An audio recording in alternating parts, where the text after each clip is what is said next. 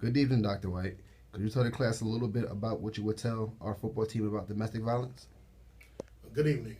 I think it's important for young athletes generally to understand that when we talk about domestic violence, we're talking about that violent behavior that exists inside of families or relationships, whether it's a male-female relationship, male-on-male relationship, or any relationship basically between two or more people that becomes violent. It may start out emotionally, it may start out verbally, and then escalate to something physical or something more specifically sexually.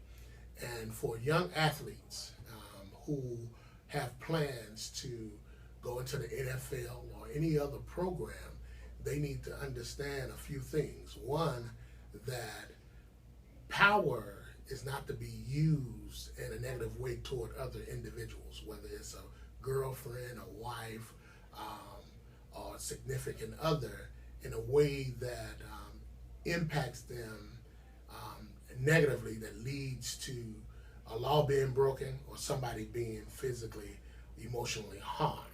As an athlete, we got to understand that you, in a sense, are someone's property.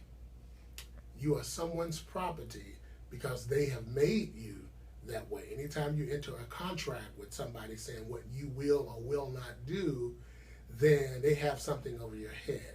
And so one reason to avoid domestic violence or violence against another person is to protect yourself.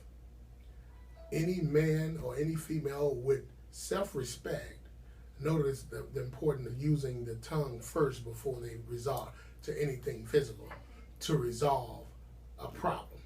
We see instances now of NFL players engaging in physical violence against women or physical violence against men, and they're losing jobs, millions of dollars. Had they been taught to resolve conflicts appropriately, they would probably still have their careers. And so as a young person aspiring to be an NFL player, that's something I believe that you should think about, because it could determine whether or not you remain in a particular field or not. It determines whether or not you remain outside of jail or inside of jail. Domestic violence is something that's prevalent in our country, prevalent in our families, prevalent in our communities, and we need to be aware of that. And one of the things that I always suggest to individuals is get to know yourself.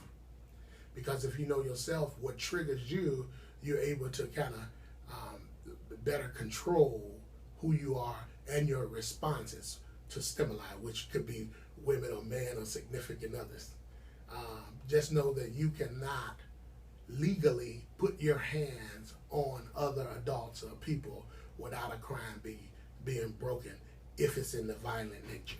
That's something that I would share with young athletes, but then go more into how to control their anger, how to control themselves, how to use their inner power to get what they want without harming someone else. All right, thank you for your time today. I really appreciate it.